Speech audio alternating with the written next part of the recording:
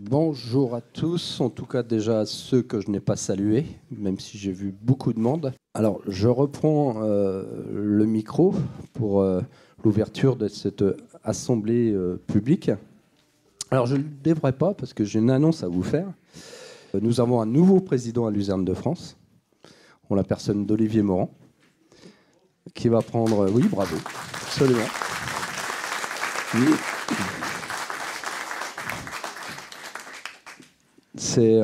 Voilà, ça a été un honneur pour moi, mais je crois que je vais dire quelques mots.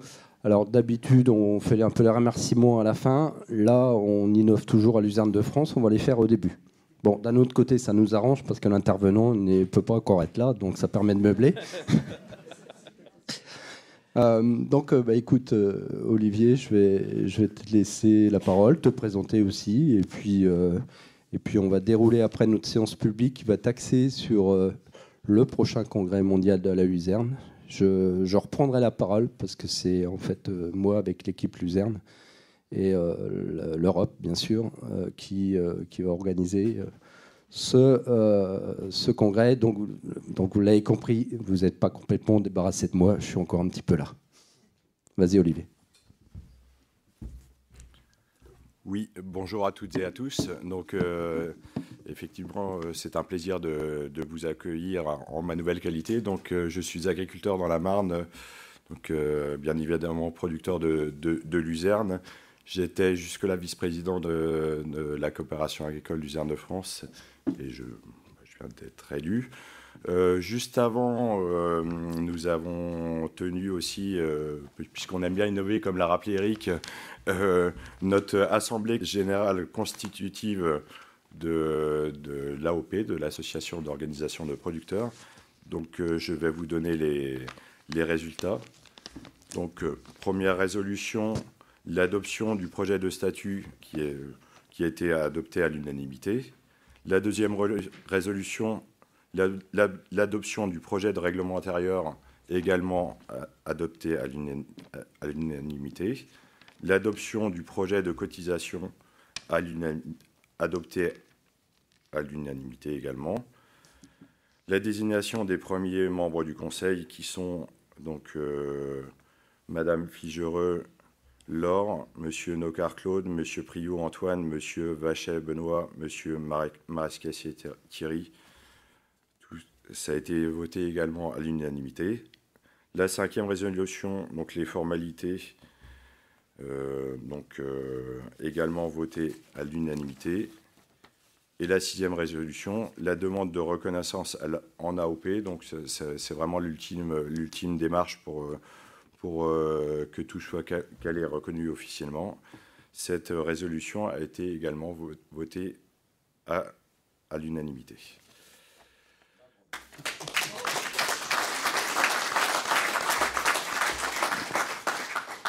Ouais, si je peux juste me permettre, Olivier, donc pour la suite, donc vous allez recevoir un bulletin d'adhésion au début de l'année et on raccrochera les 3 membres non OP s'ils souhaitent venir. Donc vous serez, vous, membre fondateur.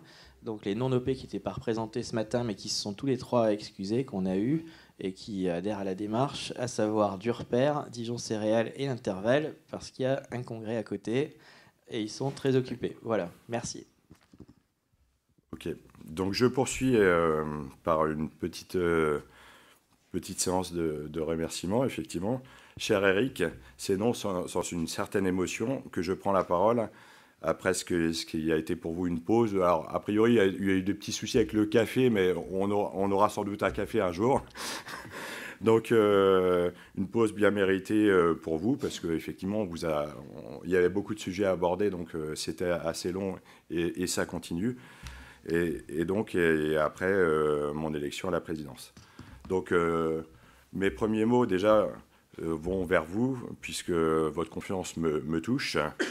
Et en premier lieu, celle de mon prédécesseur, Eric, qui a été un soutien sans faille tout au long de cette année. En fait, on a fait quand même un tuilage. J'ai pu participer avec Eric et Yann à de nombreuses rencontres. Et effectivement, la principale qualité d'Eric, c'est d'être un travailleur infatigable Et on pouvait même poursuivre parfois les travaux dans un restaurant autour d'un moment convivial, parce qu'on avait quand même encore pas mal de choses à se dire, et c'est vraiment une qualité que j'apprécie vraiment. Donc, quelques mots sur ta longue présidence tout de même, avant que tu prennes la parole. 9 années, c'est quand même un morceau de ta carrière aussi. Donc, ça force le respect. Et donc, je vais énumérer quelques-uns de tes plus grands chantiers. La décarbonation, on l'a évoqué, on l'évoque régulièrement, donc que tu as porté politiquement, amorcé avec le prédécesseur de Yann, Éric Guillemot, qui n'a pas pu répondre présent. On pense également à lui aussi dans les moments d'assemblée. Donc, bien sûr, Yann, avec l'expertise technique que tu avais au niveau des usines, t'as beaucoup aidé dans ce dossier, mais c'était pas un dossier facile. Hein. Ça a pris quand même 6 ans de bataille à Séville, et donc c'était un des gros dossiers à gérer. Plus récemment, et ça sera sans conteste ton héritage, tu as œuvré, donc on vient de l'évoquer, pour la reconnaissance de notre secteur en organisation de producteurs, qui a amené au programme opérationnel, et une étape supplémentaire a été franchie dans la structuration ce matin. En l'occurrence, l'association d'organisation de producteurs. Et tout cela a pris beaucoup de temps aussi à nos équipes, en particulier à toi, Eric. Donc voilà, et quelques anecdotes aussi à ce niveau-là. Effectivement, quand ça a été présenté, peu de monde y croyait, donc la ténacité finalement rapporte aussi. Je vois même 4 années de préparation. C'est vrai que ça a accéléré, le calendrier, ça a accéléré l'année dernière, mais on est sur le dossier depuis un moment. Et pour te paraphraser, Eric, justement, c'est des dossiers où il faut être les premiers aussi à venir si on veut accéder aux mesures, parce que les enveloppes budgétaires sont très bien bataillées. Pardon. Donc j'aurais également un mot pour notre grande maison LCA, pour laquelle tu t'es complètement investi. Effectivement, tu as obtenu avec force de travail l'un des 6 sièges de vice-président aux côtés de Dominique Chargé, autre grand forcené de la coopération, avec qui je me réjouis de travailler tout au long de cette année 2025. Cher Eric, tu ne vas pas nous quitter de suite pour autant, puisqu'il faut le rappeler, tu es le vice-président du Comité international d'organisation du prochain congrès mondial. Tu remplis donc pour une année, et j'en suis ravi, comme vice-président, cette fois de Luzerne de France. Poste que tu cumules donc avec celui de trésorier de notre association européenne, la CIDE. Mais tout va bien, puisque tu as l'onction de notre nouveau Premier ministre sur ce point depuis lundi soir. Cher Eric, je conclurai simplement par un merci pour tout, en te remettant symboliquement ces 2 billets de Luzerne Airlines, car je sais que Nathalie et toi adorez voyager. Donc je te remets déjà ces billets.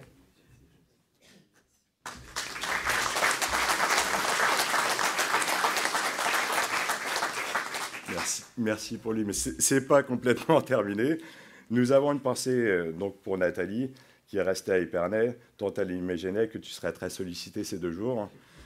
Je vous propose d'ailleurs de l'associer chaleureusement en applaudissant, de l'associer chaleureusement aux applaudissements qui vont suivre, car sincèrement, Eric, vous le méritez amplement. Mesdames, Messieurs, chers amis de la Luzerne, Eric Masset.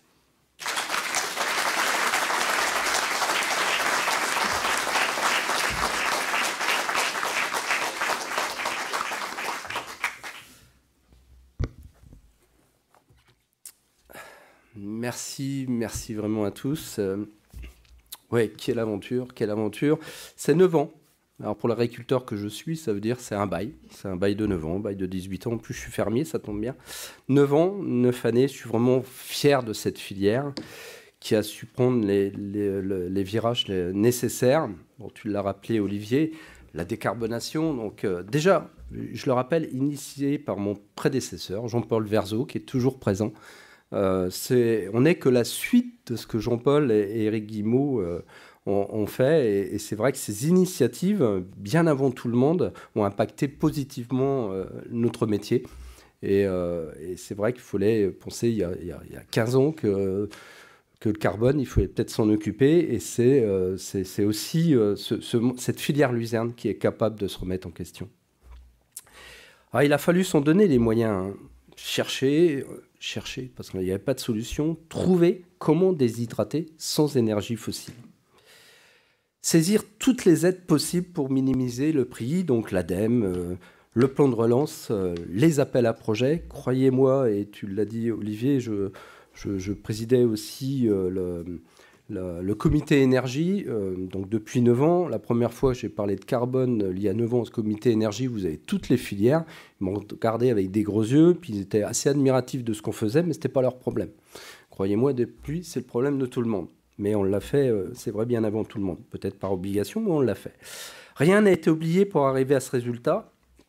Je n'oublierai pas les services de l'État, les ministères, l'agriculture, l'environnement, Bercy, bien sûr, France Agrimaire, qui nous ont toujours soutenus. Peut-être aussi parce qu'on avait des projets qui étaient assez bien calés.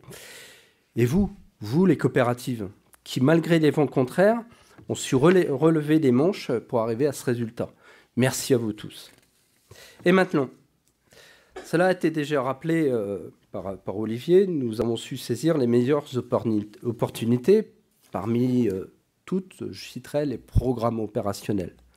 Là encore, malgré les difficultés, les coopératives se sont organisées en organisation de producteurs. Et même aujourd'hui, en association d'organisation de producteurs, cela fera date, croyez-moi, pour notre filière, avec des belles opportunités à saisir. Ces 9 années m'ont permis de faire de belles rencontres. Au sein du bureau de la coopération agricole, donc élu vice-président auprès de mes collègues, j'ai rencontré des agriculteurs et viticulteurs de toute la France attachés à leur métier, heureux de retrouver en toute occasion d'ailleurs leur terre et leur tracteur, croyez-moi, même si pour certains c'est un peu plus compliqué, s'ils ont un agenda encore pire que le mien, oui, pire que ce que j'avais. Cela m'a permis de constater qu'il faut se surpasser, ne pas s'enfermer dans nos seuls problèmes. Au sein de la CIDE, notre syndicat européen, comprendre les problématiques de mes collègues européens permet cette réflexion indispensable pour notre pays. Merci d'ailleurs, un petit message pour l'Europe, à tous les traducteurs, parce que j'ai peut-être un peu de qualité, mais j'ai un gros défaut, je ne suis pas bilingue, pas du tout même. Donc je les ai usés donc, à toutes les réunions, et je me rappelle encore les dernières avec Yann, j'étais à côté de lui, il traduisait. C'est pas toujours évident, j'avais aussi mes traducteurs donc, pendant ces séances de conseil, mais c'est vrai que ça a été aussi une très très belle expérience, même si j'y reste encore un petit peu. Vous savez, il me reste maintenant un défi à relever, ce congrès mondial de la Luzerne. En fait, j'ai qu'une ambition, je l'ai déjà dit, peut-être pas à tout le monde. Moi, j'ai qu'une ambition, c'est de devenir le Tony Estanguet de la Luzerne. Il y a juste un peu de boulot. Pour terminer, je terminerai en quelques mots sur notre section, la coopération agricole Luzerne de France. Là encore, bien sûr, de belles rencontres. Les présidents, les élus de coopératives, vous avez tous en commun cette passion pour votre métier et la Luzerne en particulier. J'ai vu aussi dans cette salle les anciens. Je sais qu'il y a Philippe Etienne, que je salue, même si je l'ai vu tout à l'heure, avec qui j'ai partagé tant de conversations. Parce que j'avais un petit défaut, moi, je suis optimiste, et mon optimisme m'amenait certaines fois trop loin. J'avais besoin un peu de valider mes propos donc, par mon président de l'époque. Généralement, il validait, puis des fois, il me disait non, là, je ne comprends pas, ou tu vas trop loin, ce qui permettait de recaler. Et après, on était tous les deux à proposer donc, un autre conseil. Et ça a été aussi une très belle époque que j'ai vécue avec toi, Philippe. On a vécu pas mal de temps. Mon vice-président de l'époque, et en plus, ça tombait bien, éleveur laitier, en bio. Donc, à tous les deux, on partageait toute la filière Luzerne. Que dire maintenant de l'équipe Luzerne dont Yann Martinet a su s'entourer? Bien sûr, notre équipe à Luzerne de France. Je n'oublie pas non plus Jessie et Benoît Fourchet, qui en tant que consultants, aussi passionnés que nous, avec cette jeunesse qui vous permet cette équipe, donc de vous projeter dans l'agriculture de demain sans oublier le présent. Ce que je vais vous dire n'est pas de la langue de bois, d'ailleurs ce n'est pas mon habitude, vous connaissez un peu, j'ai toujours l'habitude de dire ce que je pense. Vous êtes la meilleure équipe que nous n'ayons jamais eue. Continuez comme cela. Alors Yann, c'est un merci un peu particulier que je t'adresse. Je pense qu'on aura été plutôt un bon binôme. On a eu cette faculté de se projeter, de se compléter, de se parler sans tabou et de s'estimer. Je ne sais pas si je vais regretter le picon-bière. C'est très lourd, hein. Avec Yann que je vois ça. Par contre, la petite bière pression après une bonne journée de travail, celle-là, elle restera dans mes bons souvenirs. Croyez-moi, il y a des fois, on en avait besoin. On est tous les deux amateurs. Et ça a été aussi on continue la conversation du boulot, hein, parce qu'en fait, je ne sais pas m'arrêter. Puis lui non plus, je crois. Voilà. Maintenant, tu pourras venir me voir à Épernay. Quand tu veux, il n'y a pas de voiture. Tu pars de Gare de l'Est, tu arrives à 5 minutes de chez moi. Et t'es chez moi, tu vois. Je te libère. Mais en tout cas, moi, je vais me libérer un peu de temps. Toi, peut-être encore un peu moins. Mais crois-moi, la porte sera toujours ouverte. Merci à toi, Yann, de ton implication, de ton intelligence et de ton pragmatisme au service de tous. Olivier, bah ça y est, hein, c'est fait. Je te passe le flambeau. Je te sais avide d'apprendre, comme je l'ai été il y a 9 ans. Avec ta personnalité, tu vas apporter tes compétences à notre filière qui n'a pas fini de se construire. Ça, c'est ça qui est passionnant d'ailleurs. Tu as toute ma confiance et je te souhaite le meilleur dans cette nouvelle fonction. Merci à vous tous.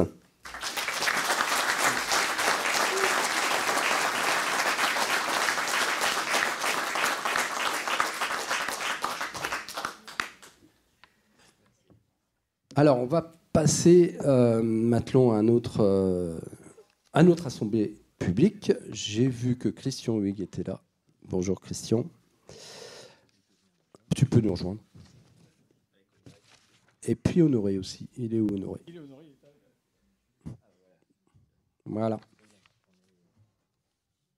Quand on était... le dernier congrès mondial que nous avons fait, c'était celui de San Diego. Juste avant, on avait Cordoba en Argentine. On a eu aussi Banqiao, à côté de Pékin. Voilà, on va dire ça comme ça. Alors en anglais, c'est compliqué, mais alors en chinois. Donc, vous l'avez compris, en Chine. Et à San Diego, il a été décidé que le prochain congrès serait organisé pour la première fois en Europe. Ça, c'est ce qui était décidé à San Diego. Après, il a fallu voir dans quel pays on pouvait le faire. Bien sûr, la France était candidate. On était 2 pays avec l'Espagne. Et puis un jour, les Espagnols m'ont dit « Bon, Eric, tu sais, c'est compliqué chez nous. Si tu veux le faire, bah, tu le fais. » Voilà, donc ça sera en France, organisé, je le rappelle, par la CIDE, hein, par l'Europe.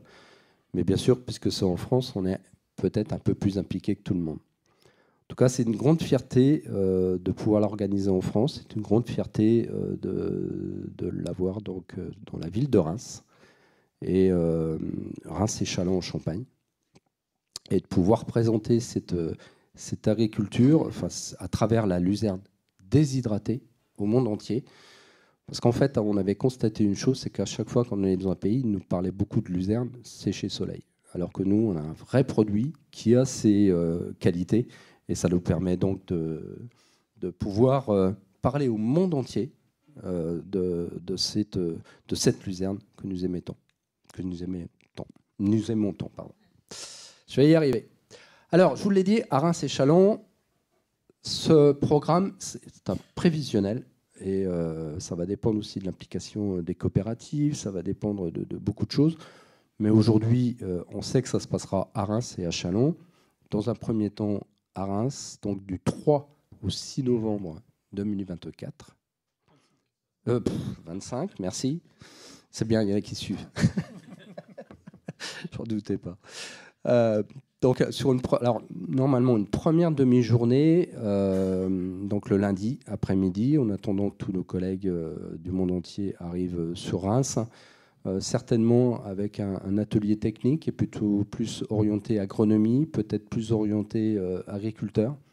On va voir si on peut accueillir les agriculteurs français, européens, pour et les accueillir donc, pour cette demi-journée. Ma thèse en 180 secondes, je crois que ça c'est toi, Christian, qui a une idée. Vraiment, c'est une bonne... on va demander à des étudiants du monde entier, qu'on va faire venir à Reims, de nous expliquer leur vue sur la luzerne ou l'agriculture en général, ou peut-être la planète, en 180 secondes, 3 minutes. C'est rapide, mais l'avantage, c'est qu'on ne s'ennuie pas. Voilà. Donc ça, c'est un des projets. Et je pense que je ne sais pas si tu en reparleras. Et puis, bien sûr, après, le cocktail d'accueil, ça sera sur Reims, on verra comment on peut le faire. Le premier jour du congrès, ça pareil, donc que ce soit Christian ou Honoré vont en parler, le dîner de gala, ça, pour ceux qui participent, vous avez l'habitude.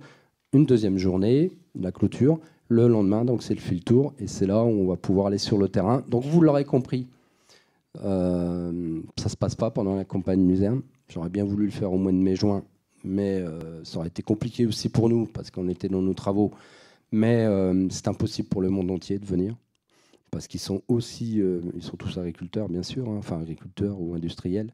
Et donc très vite, on m'a dit c'est pas possible, il faut le faire plus tard. Et on en est arrivé au mois de novembre. Donc je dis à choisir novembre, on va choisir quand même début novembre. Mais je rappelle qu'on est quand même dans l'est de la France. Mais bon, on va le faire comme il faut.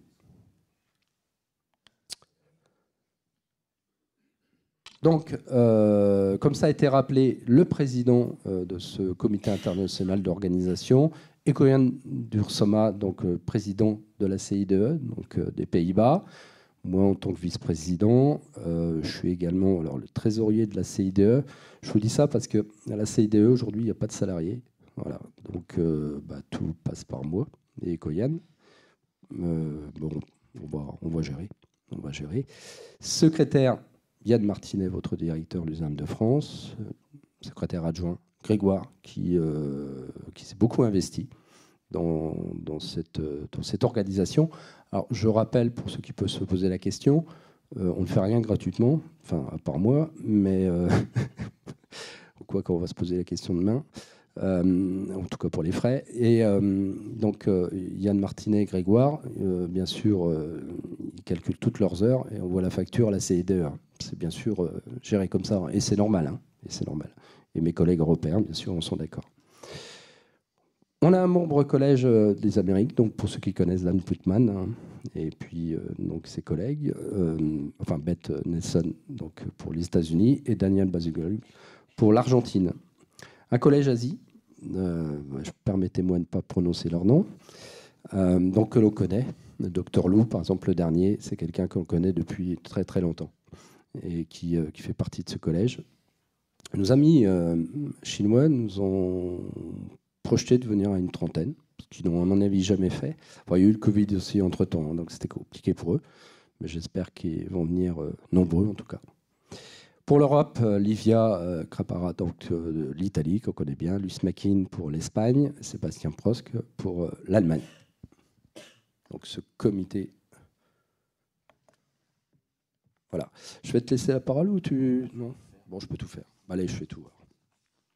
Alors, vu que mes yeux... J'ai pourtant changé mes lunettes, mais ça ne suffit pas. On a aujourd'hui, donc... Alors, dans un dossier comme celui-là... Merci, Honoré. Dans un dossier comme celui-là, bien sûr, on a besoin... Alors, il y aura des frais d'entrée qui seront, on va le dire, identiques à ce qui s'est passé à San Diego. Ça veut dire que derrière, il faut gérer l'inflation, il faut gérer tous les services qu'on n'avait pas à San Diego. Mais bon, notre budget fait qu'on sera à l'équilibre parce que notre projet, bien sûr, à la CIDE, c'est d'avoir un budget équilibré. Et je rappelle que ce budget, aujourd'hui, il est calculé à environ 500 000 euros. Ça va très vite. Hein, ça va très vite. Et donc, on a besoin aussi de sponsors. Je sais qu'on a quelques éventuels sponsors qui sont dans cette salle. Christophe, je te vois.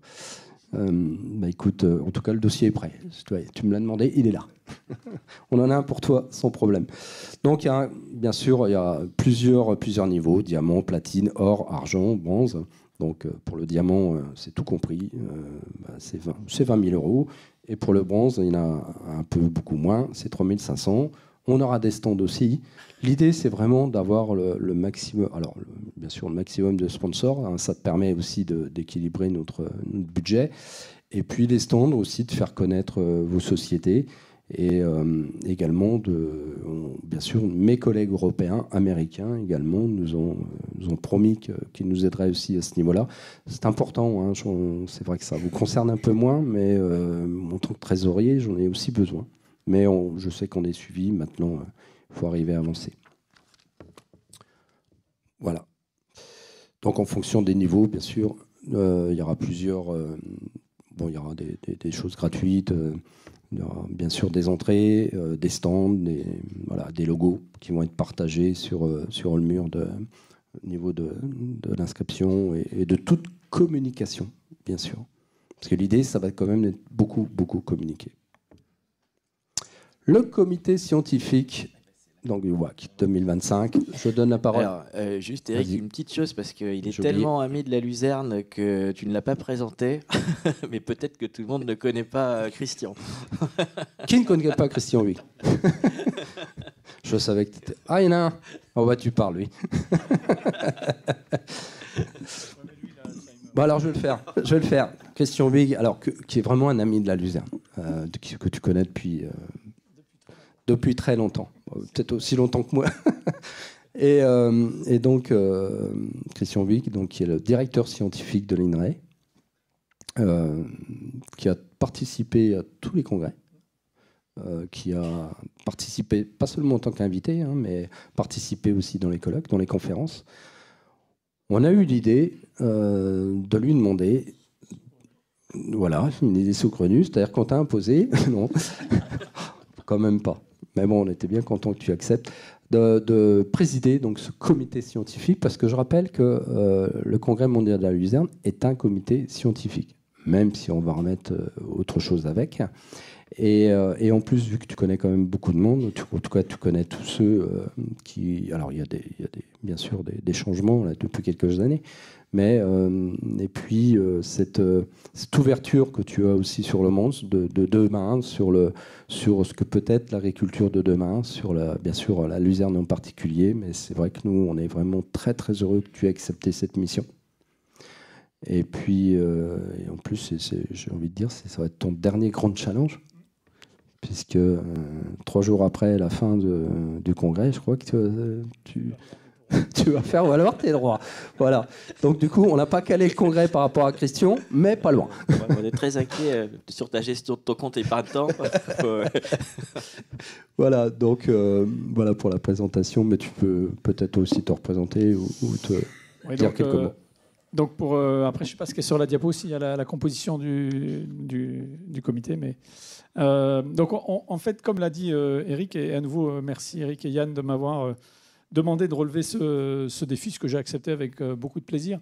Les congrès Luzerne, ils sont très particuliers. C'est à la fois des congrès de science, c'est-à-dire qu'est-ce que la connaissance permet de faire, permet d'imaginer, permet d'innover. C'est aussi un congrès où on veut, depuis le début, que les chercheurs, recherche privée, recherche publique, rencontrent les utilisateurs, donc les agriculteurs, les industriels, les utilisateurs des produits. Donc c'est une hybridité qui est assez peu courante. Donc il y a une forme de défi organisationnel dans ce truc-là.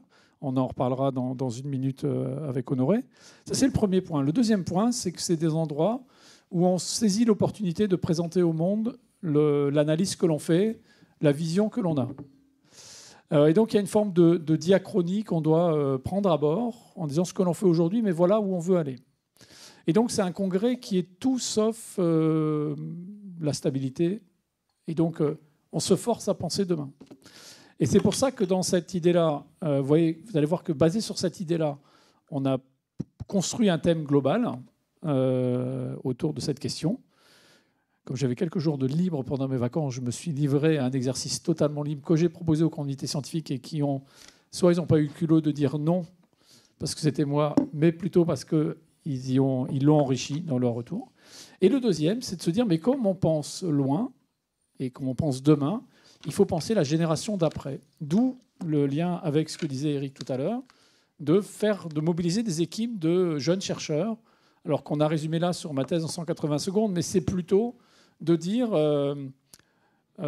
les personnes qui sont rentrées dans la recherche, mais aussi dans les entreprises.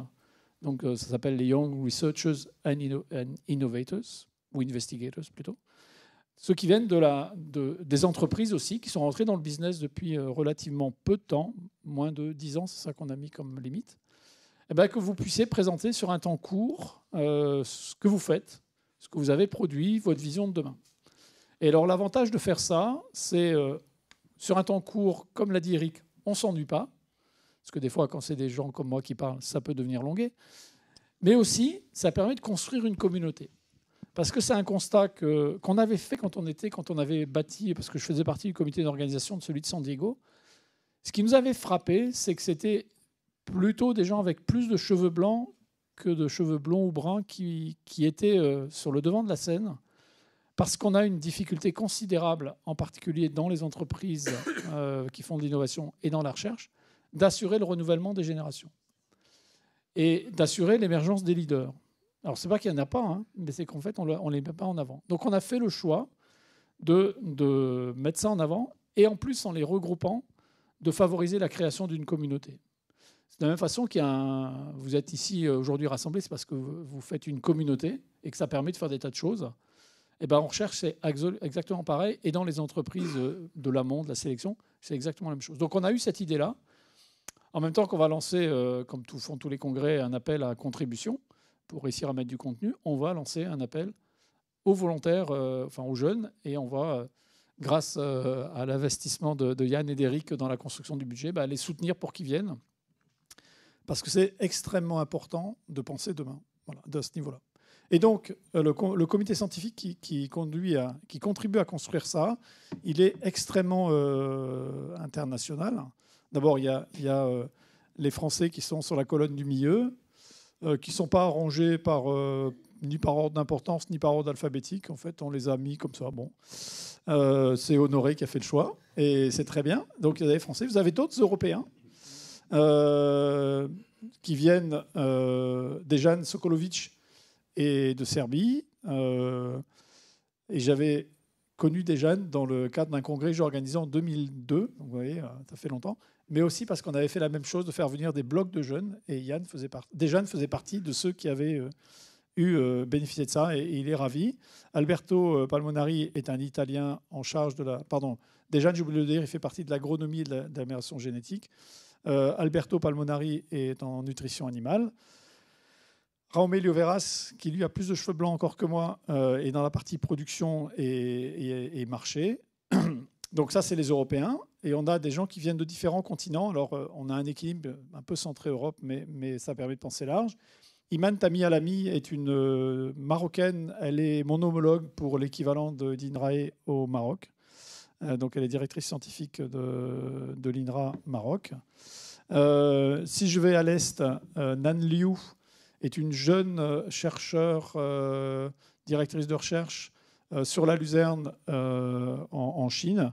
Ce qui est rigolo, c'est qu'en Chine, ils ne se connaissent pas les uns les autres. Ça a été un peu le côté surprenant de l'histoire.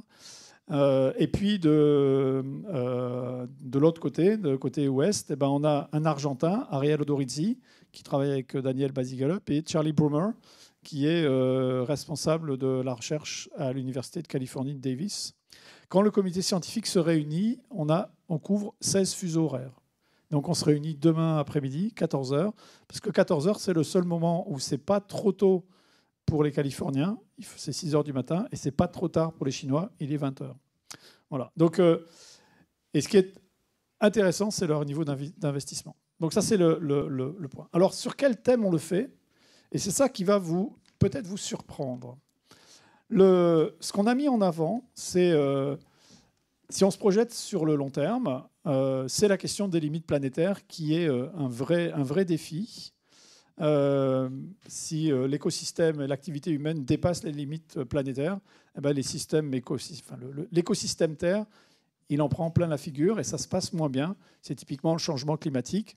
On prend le problème par tous les bouts, mais l'année 2024 qu'on vient de vivre, elle n'était pas réjouissante, mais c'est un problème lié au changement climatique. Ce que Mayotte vient de prendre sur la figure, c'est la conséquence de ça aussi. Donc les événements extrêmes sont liés à ça, et donc on n'a pas intérêt à ce que ça empire beaucoup, et pourtant on est parti pour le faire. Et puis il y a d'autres limites planétaires. Sur les 9, il y en a 5 qui sont liées aux questions agricoles, et les 5 sont dépassées. Et celle qui est le plus dépassée, c'est la question de l'azote, parce qu'on met beaucoup trop d'azote dans le milieu. Et donc le défi et la question qu'on s'est posée, c'est de dire, mais tout compte fait, si on réfléchit la luzerne, dans les systèmes de production végétale, dans les systèmes de production animale, l'organisation que ça induit, est-ce que ça, c'est une chance pour revenir dans les limites planétaires? Alors là, de façon extrêmement prudente, on a mis le point d'interrogation au bout, mais ce qu'on veut faire de ce congrès, c'est d'enlever le point d'interrogation et de montrer que la luzerne, et parmi les différents systèmes de production, il y a aussi la luzerne déshydratée. Eric va dire, oh non, il n'y a pas que la luzerne déshydratée, mais il y a aussi la luzerne déshydratée. Comment la luzerne, et puis les autres cultures qui peuvent apprendre de la luzerne, notamment dans la zone intertropicale, il y a d'autres espèces que la luzerne pour lesquelles on pourra utiliser les sorties du congrès pour montrer que c'est une chance pour revenir dans les limites planétaires. Et on veut démontrer ça, non pas en disant c'est des gentils chercheurs qui sont totalement éthérés qui réfléchissent à ça, c'est de dire, mais si on veut arriver à ces points-là, c'est quoi ce qu'il faut mettre en avant, quelles sont les connaissances que l'on doit mettre en avant, quelles sont les innovations qu'on doit mettre en place, mais il faut aussi s'assurer que la trajectoire pour y arriver, elle soit viable en tout point. Parce que dire demain, ça va être très très bien, mais toutes les usines seront mortes avant, ça n'a aucun sens. Et donc, il y a une dimension économique qui est obligatoire, une dimension économie et marché, avec à la fois les marchés d'aujourd'hui et les marchés de demain, et puis intégrer ça dans des échelles beaucoup plus larges, puisque si c'est une chance pour revenir dans les limites planétaires, ça veut dire que ce qu'on appelle les coûts cachés, donc les impacts qu'il faut payer dans tous les cas, on les paiera moins demain, et ça justifie qu'on les paye un peu plus la luzerne si c'est le levier majeur, ce n'est pas le levier majeur, mais c'est un levier agricole et agronomique pour y arriver. Et donc on a voulu construire ça avec différentes sessions sur lesquelles Honoré reviendra dans une minute, où on couvre ces différents thèmes et la dimension économique, évidemment. Et comme je disais en commençant que c'est de la science qui rencontre les marchés, on va organiser chacune des sessions pour avoir des présentations scientifiques et en même temps, juste après, c'est pas du en même temps à la Macron, mais on fait des présentations scientifiques et on les met en débat avec un panel de professionnels, des agriculteurs, des industriels, venant de différents coins du monde. Et parmi les coins du monde, il y a la France, il y a la région Grand Est. Mais voilà. Et donc, on veut vraiment faire ça. Donc, ça va donner un congrès peut-être un peu original, peut-être un peu rock'n'roll, peut-être un peu décoiffant. Mais bon, avec les cheveux qu'on a, on risque plus grand-chose, Eric. Pour y aller. Voilà. Et c'est ça qu'on veut porter. Et c'est comme ça qu'on a construit. C'est comme ça que le comité scientifique, quand même, les gens, ils passent du temps pour réfléchir, pour produire des choses. Et c'est pour ça qu'on passe du temps pour y arriver et pour essayer d'avoir à la fois ces réflexions globales qui montrent la vision que le secteur français, la CIDE, mais la France en premier, nous sommes capables de porter, et puis aussi préparer la génération d'après, d'où la cohérence avec nos jeunes Young Researchers and Investigators qui seront là et dont on espère qu'ils seront les porteurs des générations d'après.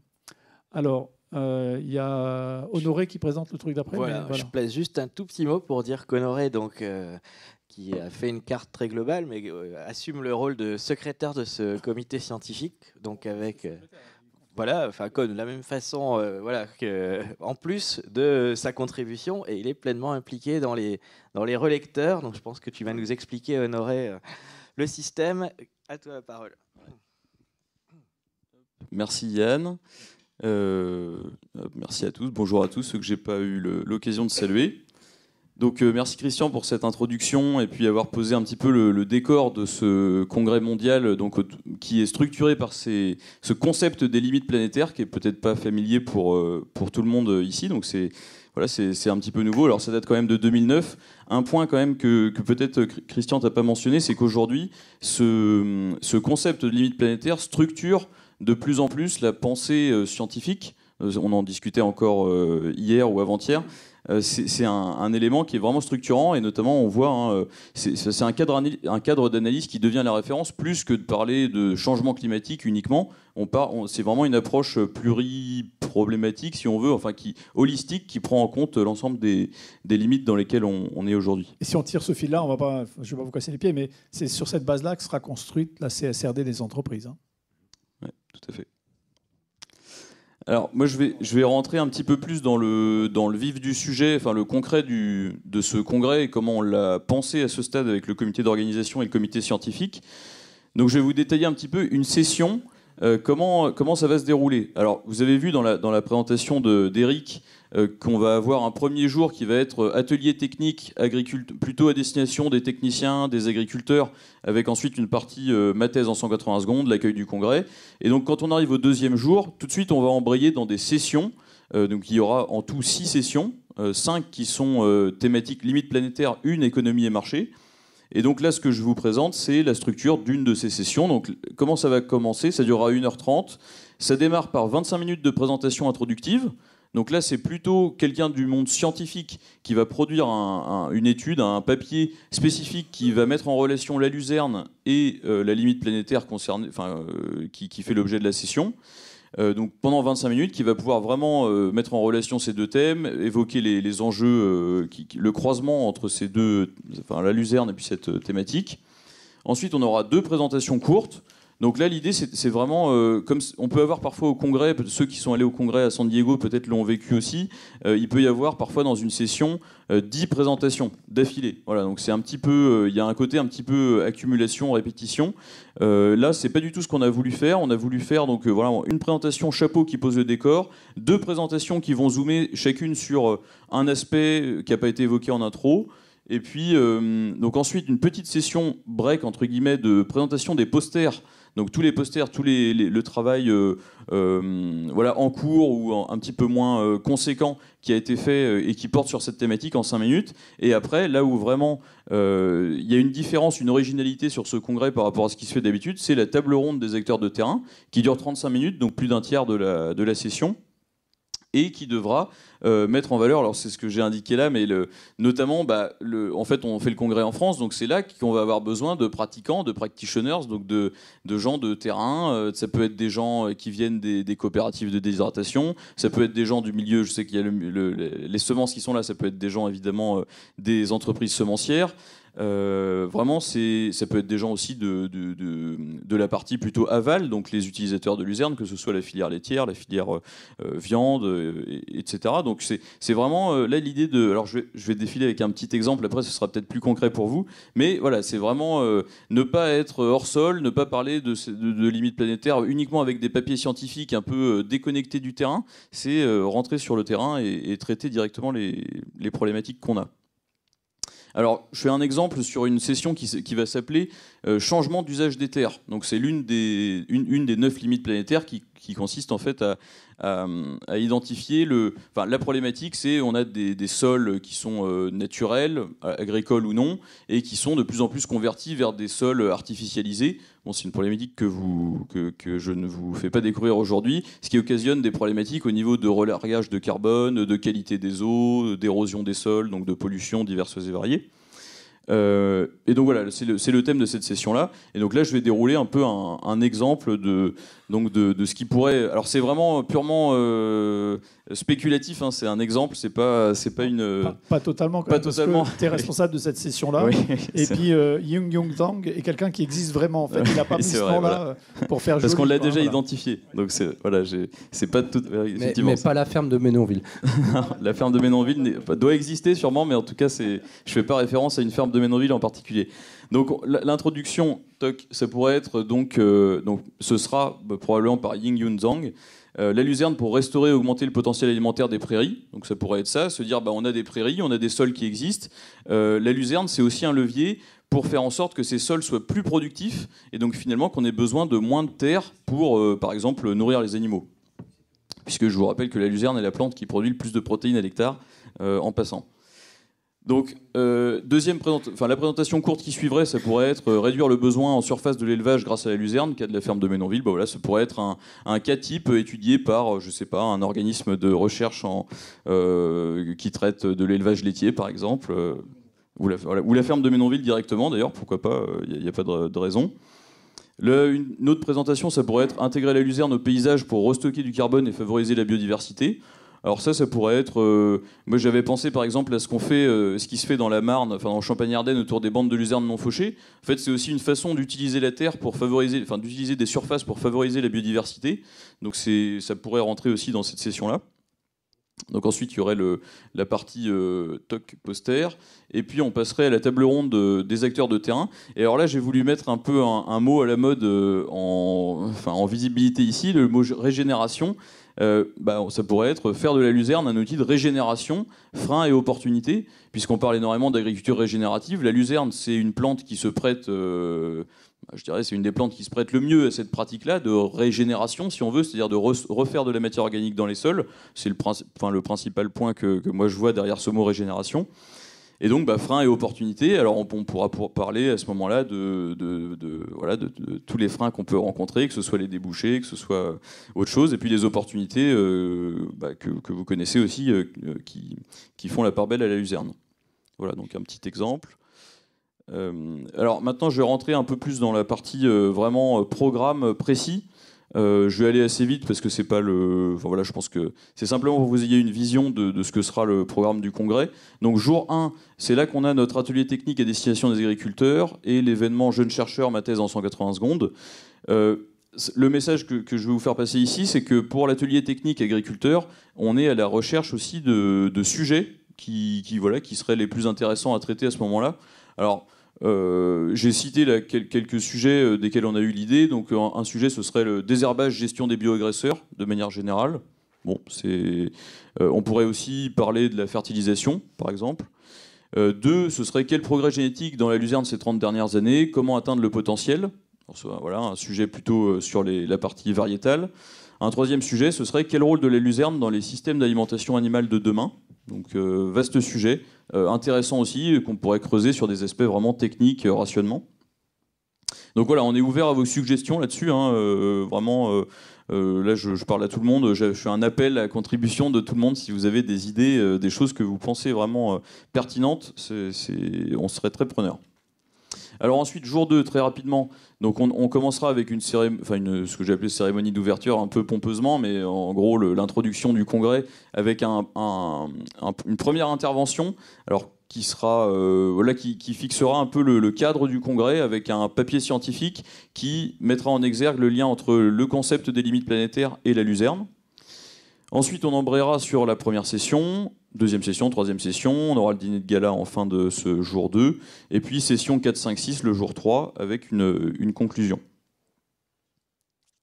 Et puis enfin, donc le field tour, alors ça a été déjà évoqué aussi, donc l'idée c'est de partir de Reims pour Châlons le matin, faire un peu visite d'usine, découverte des associations nationales européennes. Bon, c'est pas encore calé complètement, mais c'est les idées qu'on a aujourd'hui. Donc avec des groupes, ce qui fait qu'on a le même ce serait divisé par groupe, donc on ferait la même chose le matin et l'après-midi. Et puis ensuite retour à Reims. Alors Christian en a parlé, Eric aussi. On a un fort accent qui est mis sur la présence de jeunes dans cet événement, dans ce congrès mondial, donc avec des jeunes actifs qui ont moins de 10 ans de carrière. Alors, ça peut aussi être des doctorants, enfin voilà, c'est vraiment ouvert à tout le monde. Et donc pareil, je fais un appel, si vous êtes vous-même jeune, actif, moins de 10 ans de vie professionnelle, quelle que soit votre entreprise, vous n'êtes pas obligé d'avoir fait une thèse ou d'avoir d'être des scientifiques.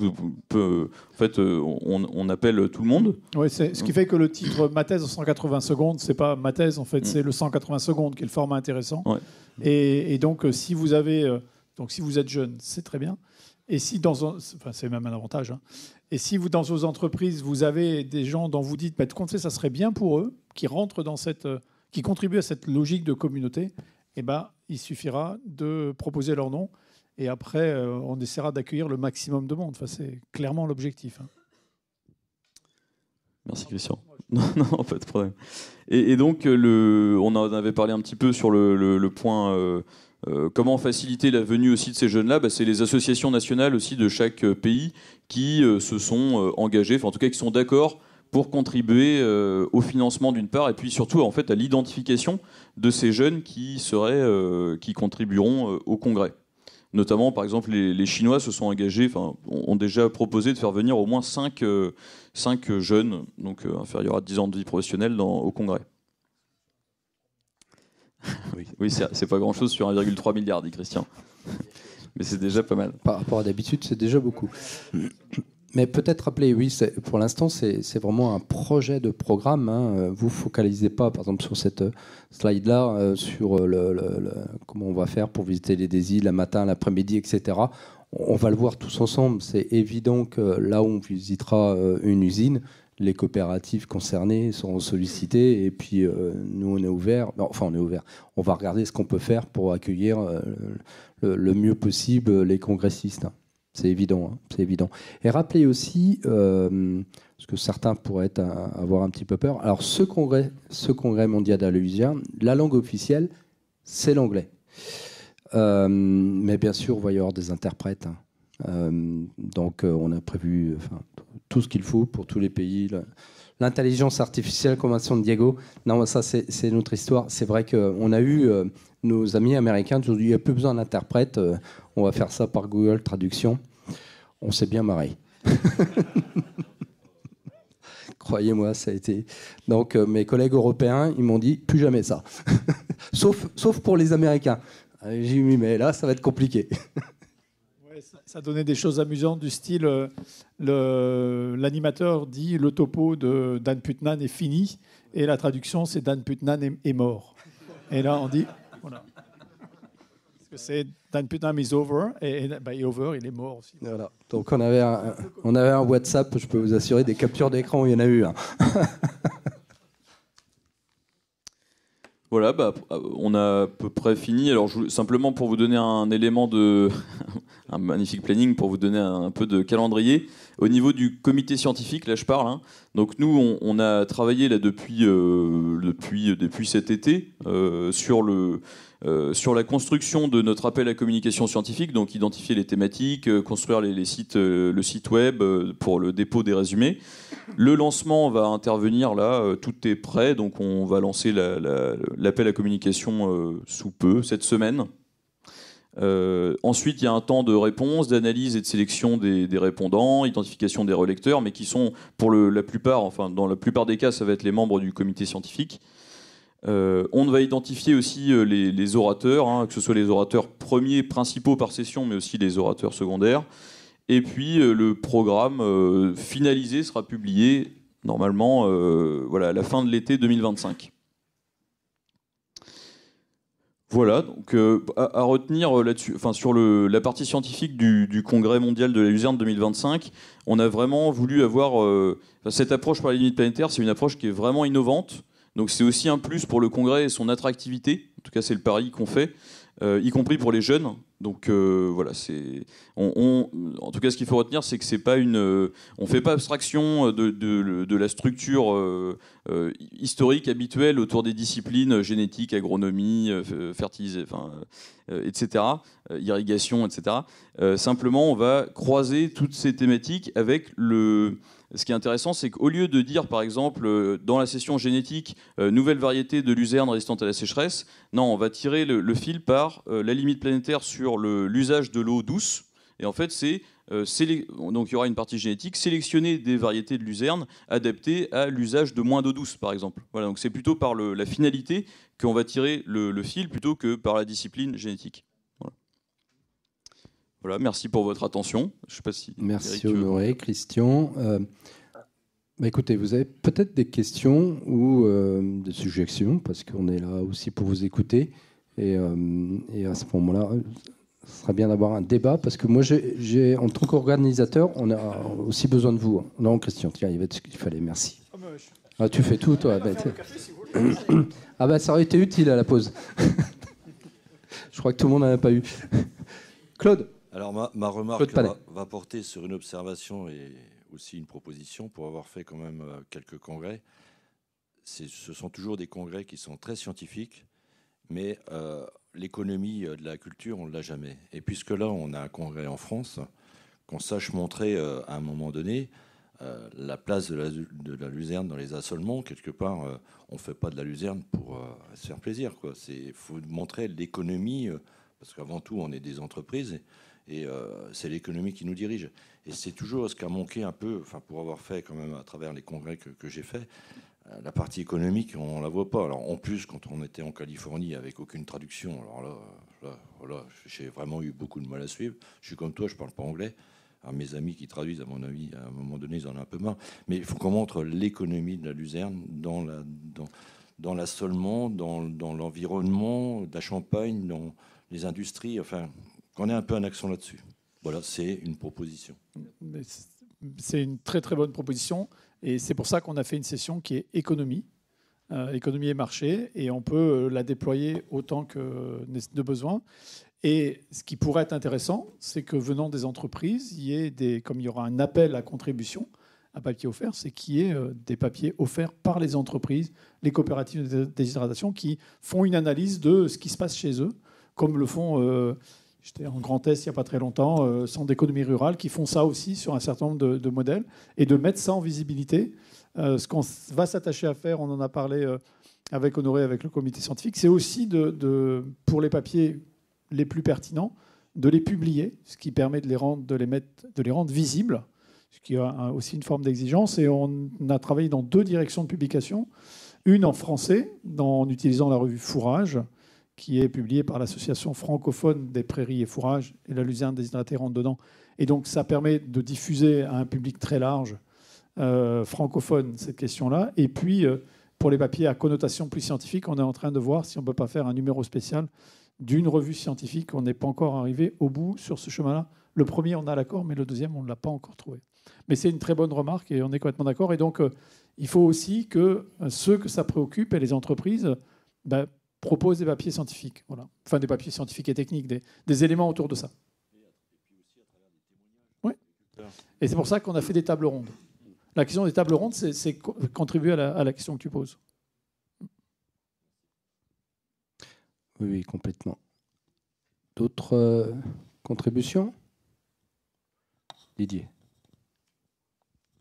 Bon, je vais peut-être poser des questions de béotien, parce que moi, malheureusement, je n'ai pas encore assisté à ce congrès mondial de la luzerne, donc je vais parler en imaginant comment ça se passe. Petite remarque sur la traduction simultanée.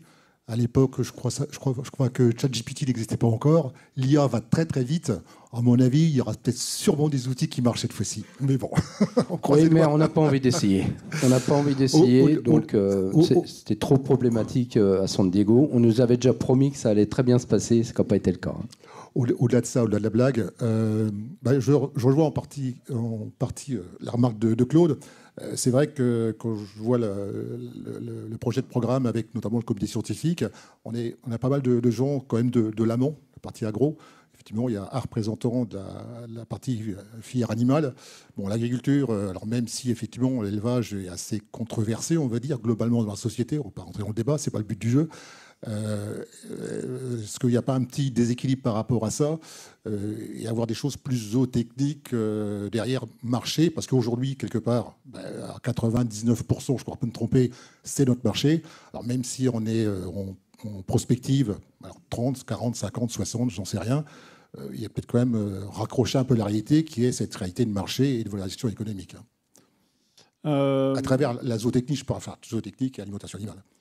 Alors, ce que tu dis est une bonne remarque sur l'utilisation, et tout le monde en est conscient de ça. Il ne faut pas faire une interprétation du comité scientifique comme étant chacun qui milite pour sa paroisse. Donc, les personnes qu'on a retenues, c'est plutôt des gens qui ont une vision extrêmement large de la luzerne. Ils sont certes issus de certaines disciplines scientifiques, mais ils ont une vision extrêmement large. Je mentionnais Dejan Sokolovic tout à l'heure, il s'occupe, certes il est généticien et agronome au départ, mais forcément ça sert à quelque chose, la luzerne. Iman Tamialami, elle couvre toute la partie agricole comme moi. Donc Ariel Odorizzi, c'est l'Argentine où on a aussi des visions très intégrées. Donc il ne faut surtout pas interpréter à l'envers cette composition. Notre objectif, il était d'avoir dans ce conseil scientifique une diversité de pays, une diversité de regards et des gens qui ont une culture très large. Voilà, donc c'est plutôt sur cette base-là qu'on a fait le casting, plus que de dire il faudra obligatoirement quelqu'un qui défend la nutrition animale ou la génétique. Et c'est un peu pour ça qu'on a quitté la structure un peu classique où session 1, amélioration génétique, session 2, agronomie et irrigation, session 3, les maladies. Ah, on n'a pas parlé assez de maladies, donc on va mettre des insectes. En fait, ça finit par être un peu... par empêcher la pensée un peu globale et systémique. Il y avait systématiquement une session nutrition animale, et ça conduisait à ce que Claude a dit tout à l'heure, on oubliait l'économie parce que, par construction, il n'y a pas d'économistes de la luzerne. La discipline, c'est les sciences économiques. Ils font de la luzerne, ils font des céréales, ils font autre chose, et donc on se retrouvait, comme le disait Claude, avec personne qui parle de ce sujet-là. Donc on veut une pensée beaucoup plus systémique sur ces questions-là. En fait, c'est ce qu'on va essayer. Maintenant, ça dépendra de notre capacité à faire la promotion et d'expliquer pourquoi on fait ces choix-là, comme c'est l'exercice qu'on est en train de faire devant vous, faire en sorte que ça se comprenne à l'échelle internationale et qu'on arrive à avoir des bons papiers. Voilà. En tout cas, on va aller les chercher, pas avec les dents, comme aurait dit Sarkozy, mais on va aller les chercher. Et c'est pour ça qu'on a besoin, et c'est pour ça que le lien il a été fait avec le comité d'organisation, pour que les représentants des différentes régions et des différents pays, ils partagent ça. Et quand ça a été présenté par Honoré il n'y a pas très longtemps, ils ont posé les mêmes questions que vous, et c'est très bien que les questions soient posées. Ça montre que cette façon de présenter les choses, elle peut aussi gratter un peu. Et c'est ça l'objectif, il faut que ça gratte, quoi. Pas que ça démange, mais que ça gratte. Autre question, Pierre. Oui, c'est aussi une remarque. Bonjour à tous. Quand on était aux États-Unis, c'était America First. Ils ont su faire la promotion de leurs produits. La notion de produit, c'est important parce que quelque part, on travaille nos luzernes. On a toute la luzerne française dans sa richesse de savoir-faire pour, in fine, servir le monde de l'élevage. Donc pour moi, l'élevage, ce n'est pas un gros mot. Sans les éleveurs et sans les animaux, il n'y a pas de débouché pour nos produits. Et il faudra qu'on remette quand même en perspective ce savoir-faire européen. La DESI, vous l'avez évoqué. Mais pour moi, de travailler quand même un message fort, le cocorico, parce qu'on accueille le monde, c'est quand même une force que de pouvoir faire une vitrine pour nos produits. C'est pas un gros mot, le terme produit, parce que nos luzernes, on les valorise parce qu'on a un consommateur qui est l'éleveur et derrière les animaux de l'éleveur. Et ça, je pense qu'il faut vraiment qu'on arrive à le mettre en exergue. Les Américains ont su passer les messages subliminaux sur le séché-soleil. Voilà, collectivement, soyons forts, on est capable de faire la promotion de nos produits. On a vu l'Espagne et l'Italie qui sont capables de faire des stands communs en Indonésie, en Asie, pour promouvoir leurs produits. Voilà, nous aussi, utilisons ce levier extraordinaire d'avoir le monde entier chez nous pour mettre en avant notre savoir-faire français. Soyons fiers d'être français et d'avoir une richesse de catalogue. Voilà, c'est tout. Merci. On ne peut que être d'accord avec ça. Alors, Honoré n'est pas encore Léo Marchand, mais ça va venir. Il s'entraîne. Mais ça passera aussi parce que les acteurs français, ils se mettront en avant. C'est les stands et tout ça. Mais c'est aussi, à l'occasion des sessions, identifier des papiers qui pourraient être présentés, identifier les jeunes chez vous qui pourraient être dans cette session jeunes, parce que c'est aussi là que la vision de demain, elle est partagée, et que la vision que l'on a, on la partage. Et puis, comme le demandait Honoré, c'est être capable d'identifier en France, en Europe, des personnes qui vont participer au panel de mise en débat après. Les panels, ils seront préparés. On ne va pas dire mettre 5 personnes autour de la table en disant « vous en pensez quoi ?» Non, ça va être construit en amont. Chaque session est sous la responsabilité de 2 membres du comité scientifique qui vont devoir bosser. Et ils sont tous d'accord, ils ont choisi les sessions où ils veulent se mettre. Et voilà, donc ça va tourner, quoi. Mais je partage complètement cette analyse. Mettre en avant notre vision de demain. Et encore une fois, de le mettre au regard de... c'est une solution, non pas pour défendre aujourd'hui, mais c'est une solution sur le long terme qui permet de construire des trajectoires qui tiennent la route. Non, c'est vraiment important, et je reprends vos propos à tous les deux. Non, en fait, ce congrès mondial, c'est aussi pour se faire connaître. Je ne sais pas si c'est la bonne expression, c'est aussi pour faire le buzz. Il faut profiter que ce congrès mondial, on va être regardé par le monde entier, et c'est chez nous, en France. Là, quand on en parlait à la CIDE, mes collègues européens veulent qu'on parle de luzerne déshydratée. Parce qu'à chaque fois qu'on va partout, on ne parle que de luzerne, c'est soleil. On a des choses à dire.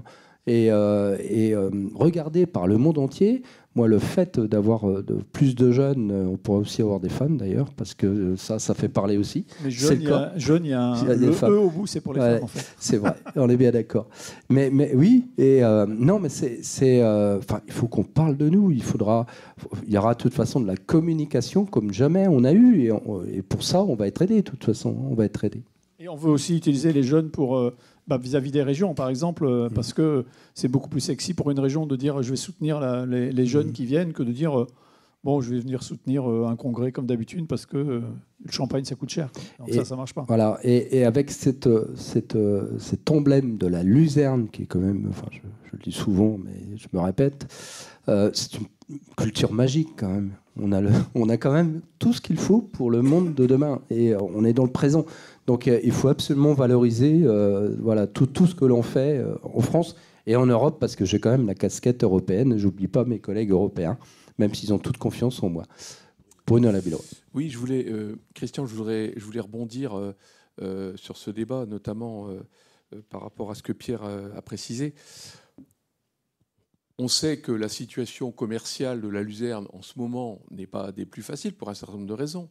Je comprends bien que c'est un congrès scientifique dans tous les cas de figure, mais la question que je me posais, c'est comment on peut, profiter de ce congrès scientifique sur le plan alimentaire pour mieux mettre en évidence auprès de nos clients de l'alimentation animale combien la luzerne, elle contribue à toute la problématique RSE qui existe aujourd'hui dans les entreprises. Je prends un exemple que je connais assez bien en ce qui nous concerne, qui est l'alcool chez nos parfumeurs.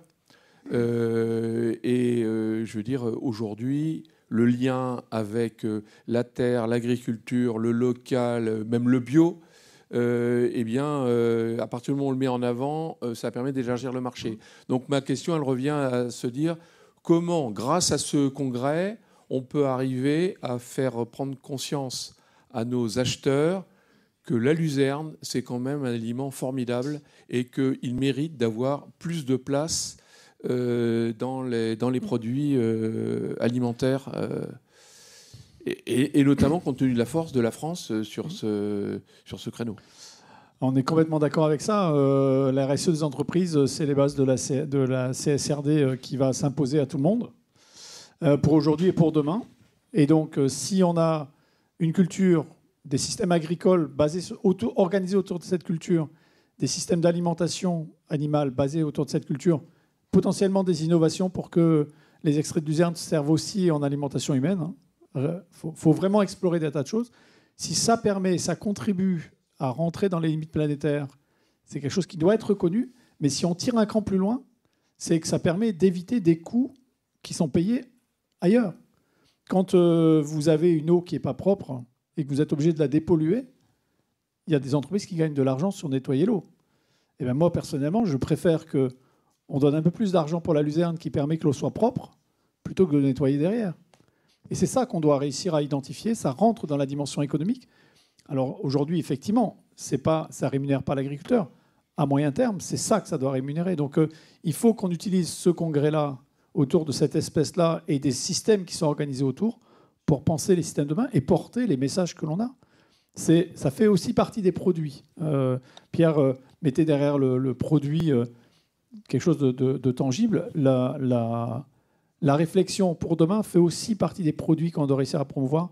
C'est une pensée française, européenne, mais soyons chauvins jusqu'au bout. C'est une pensée française. En tout cas, c'est nous qui avons mis cette idée en avant parce qu'on y croit fondamentalement, quoi. On ne peut pas regarder la luzerne comme étant une culture comme une autre. Et donc, elle a des vertus et il faut réussir à sortir de ce débat classique, c'est combien de tonnes. C'est important d'avoir combien de tonnes, mais de dire, mais tout compte fait, elle fait des tas d'autres choses au regard de l'azote, au regard de l'eau qu'elle utilise plutôt bien chez nous, plutôt moins bien chez les autres, au regard de la biodiversité, surtout si on la conduit comme il faut.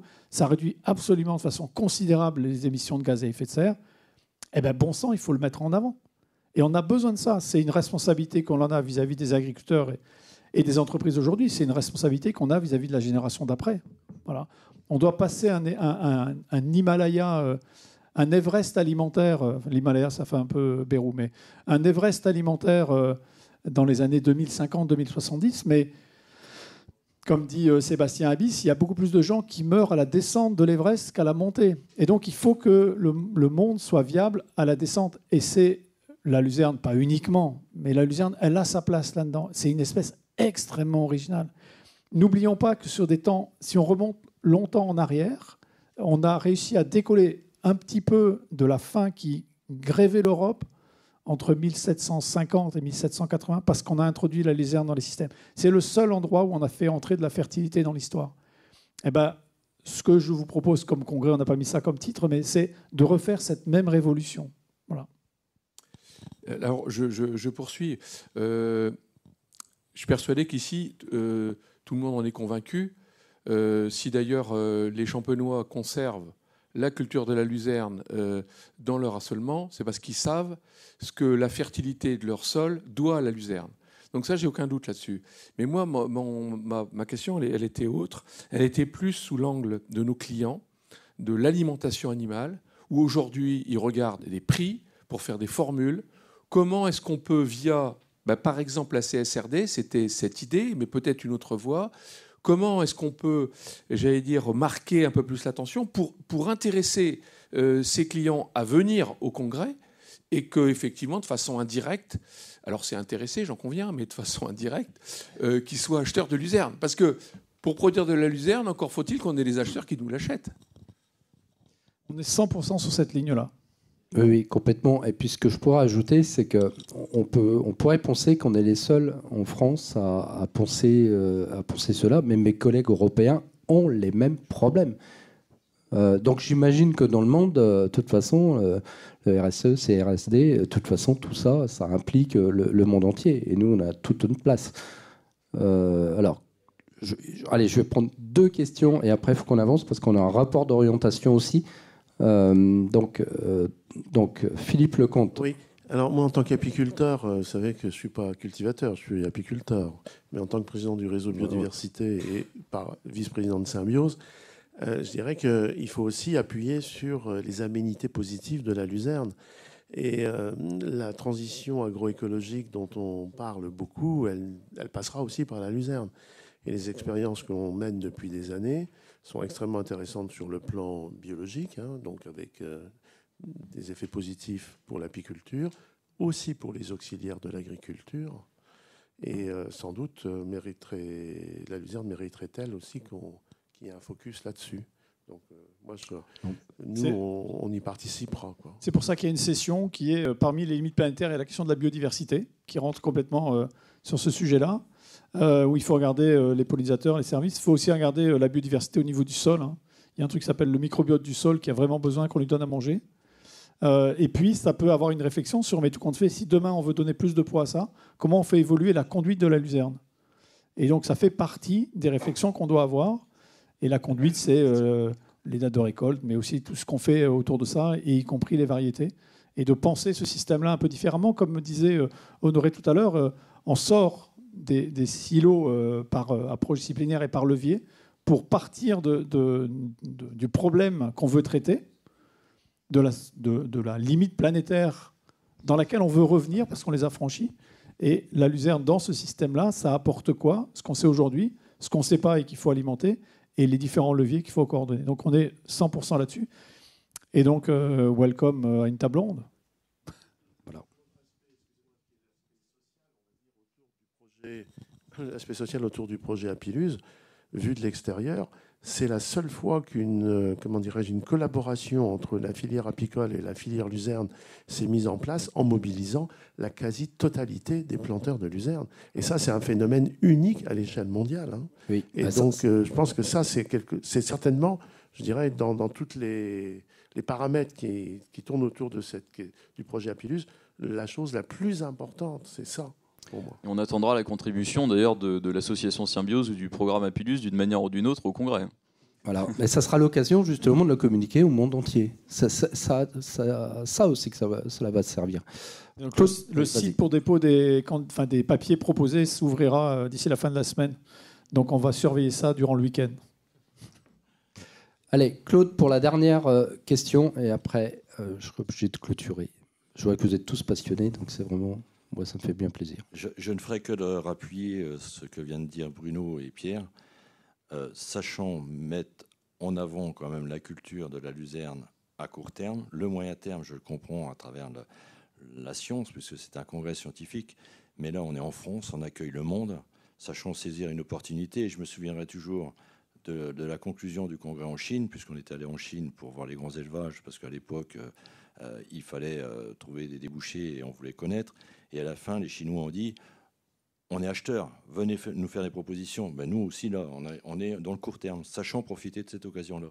Je répète, il n'y a pas que la science qu'il faut qu'il soit présente. Merci. Non, mais ça, il n'y a pas de problème. Oui, on l'avait bien compris.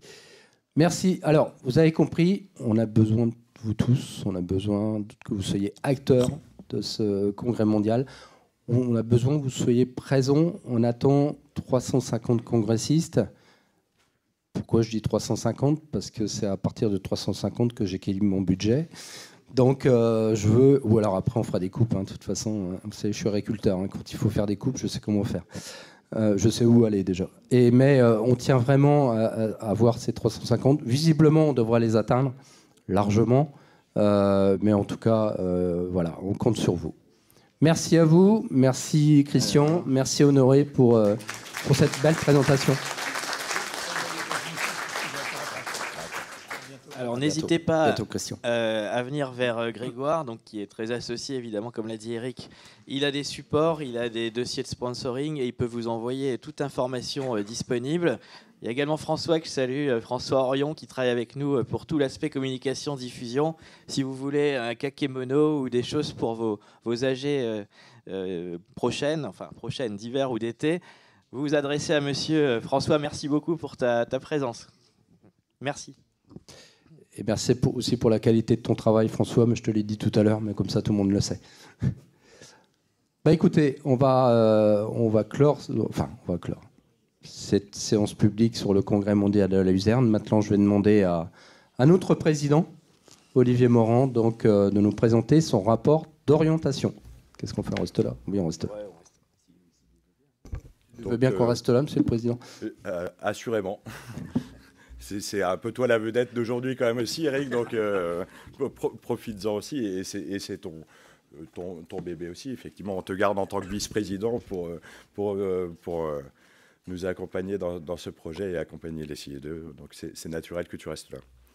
Donc, Madame la Présidente, Messieurs les Présidents, Messieurs les administrateurs, Mesdames, Messieurs, chers amis de la Luzerne, il me revient à présent l'honneur de vous présenter le rapport d'orientation de la coopération agricole Luzerne de France. Avec tout d'abord une pensée appuyée à tous les agriculteurs et leurs coopératives qui ont affronté et affrontent encore, on l'a évoqué dans la salle, des vents contraires que nous ne saurions ensemble mésestimer. Je n'en citerai pas les multiples causes ici qui ont été développées au cours de la matinée, je viens de l'évoquer. Mais comme on dit plus à l'ouest, c'est dans la tempête que l'on reconnaît les bons marins. Aussi, si je dois retenir une chose de 2024, c'est qu'elle aura été envers et contre tout une année de construction pour notre filière. Effectivement, on l'a évoqué. On a évoqué les PO, les organisations de producteurs. Donc une structuration. Donc 4 en 2024 ont été reconnues organisations de producteurs. Elles ont déposé des programmes opérationnels destinés à aller de l'avant, préparer l'avenir.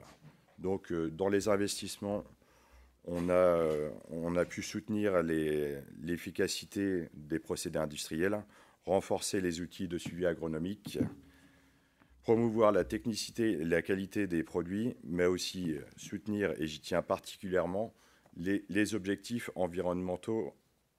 Des objectifs environnementaux ambitieux. C'est vrai qu'on vient de l'évoquer avec Monsieur Lecomte, l'intérêt des bandes non fauchées et du projet Apilus, donc c'est l'objet. Oui, ne nous trompons pas d'époque. Une filière qui, dans son développement, investit dans la préservation de la biodiversité, en l'occurrence la sauvegarde des pollinisateurs, démontre toute l'attention qu'elle porte aux attentes de ses concitoyens.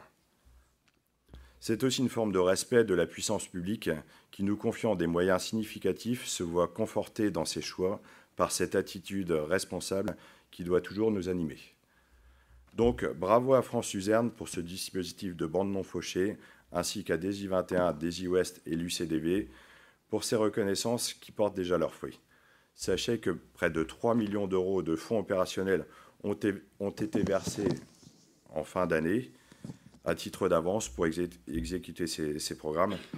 Et là encore, je me tourne vers Eric et Yann, puisqu'on a bien œuvré aussi pour que ces avances soient mises en place et déjà versées sur les comptes. Donc, je dois souligner effectivement cette démarche express auprès du ministère de l'Agriculture et de France Agrimaire au début d'été. Merci à eux pour leur réactivité. Alors, chers amis de la Luzerne, cet outil ne nous a encore pas livré toute l'étendue de ses possibilités. Aussi, je souhaite ouvrir dès à présent, dès 2025, le chantier conséquent des mesures dites de crise pour ces organisations de producteurs. Il s'agit par là d'élargir l'éventail des possibilités pour calibrer le programme opérationnel au plus proche de leurs besoins. Ils sont au service de leur stratégie respective et leur pertinence n'est jamais que le reflet de notre capacité à travailler ensemble sur ces sujets. Donc on a beaucoup parlé de collectif ce matin aussi, et aussi je me réjouis d'avoir fait le choix d'avenir cohésif de créer une association d'organisation de producteurs. Nous démontrons une fois de plus notre capacité unanimement reconnue à nous poser les bonnes questions avec réactivité et nous efforcer d'y apporter des réponses opérationnelles. Une étape de plus dans la structuration est franchie, une belle avance qui va nous permettre dès demain de prôner la pertinence auprès de nos décideurs de ces dispositifs autant que d'autres. Je pense notamment à notre si précieuse aide couplée, on l'a évoqué ce matin, et ce dans la durée.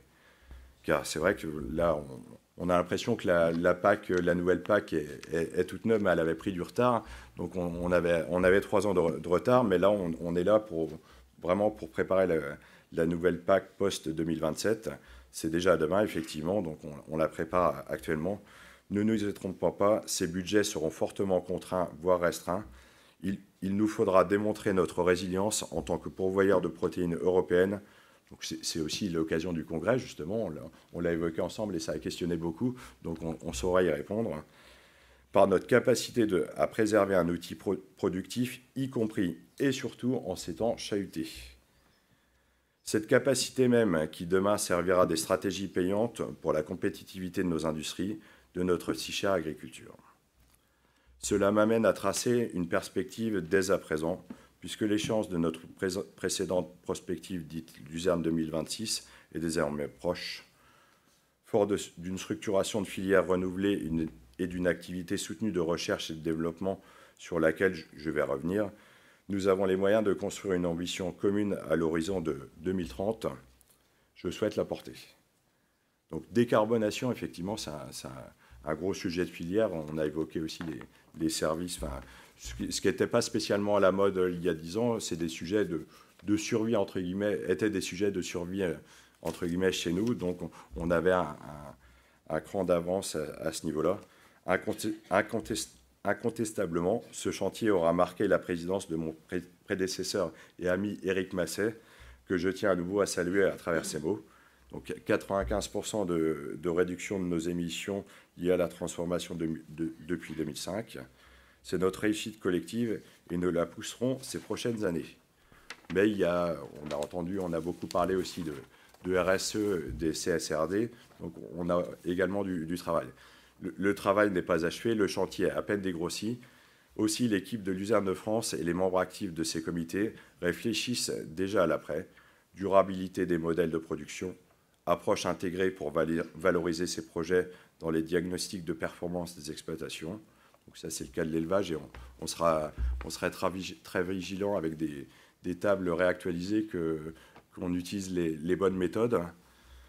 Donc, et également dans les sujets en cours, évaluation de la capacité de stockage de carbone de nos belles luzernières. Effectivement, là encore, on travaille en collaboration avec l'INRAE. On ne sort pas les données du chapeau. Enfin, c'est vraiment des données sérieuses et on sera vigilant de la mise à jour après publication INRA de ces tables aussi. Autant de sujets qui visent à renforcer la compétitivité de nos organisations au travers de leurs bénéfices environnementaux. Et je n'oublie pas les inclinaisons portées notamment par le Sénat et ses études avancées sur la diversification de nos débouchés, la recherche de valeur sur les segments équins, caprins ou porcins, ce, au-delà de la seule nutrition animale, autour du bien-être animal dans son entièreté. Oui, nos luzernes ont de l'avenir, promouvons-les. Chers amis de la luzerne, je ne veux pas être plus long. Souvenez-vous, l'hiver dernier, à cette même tribune, bon, en l'occurrence c'était à Dijon, mais c'était dans le cadre de nos assemblées, Éric vantait l'utilité d'un symposium qui accouchera 2 mois plus tard d'une audience de quelques 1200 personnes. À mon tour, je souhaite conclure sur cet événement si bien amené par Christian Huyghe il y a quelques minutes devant vous. Le 4e congrès mondial de la luzerne qui se déroulera, c'est une chance, sur nos plaines de Champagne que vous connaissez bien, même à l'ouest. Mobilisons-nous aux côtés de cette équipe qui chaque jour se lève avec pour seul point focal la meilleure valorisation de nos productions autour de nos plaines et parfois bien au-delà. Merci à eux, donc Clara, Grégoire, Honoré, Yann et bien sûr, vive la luzerne.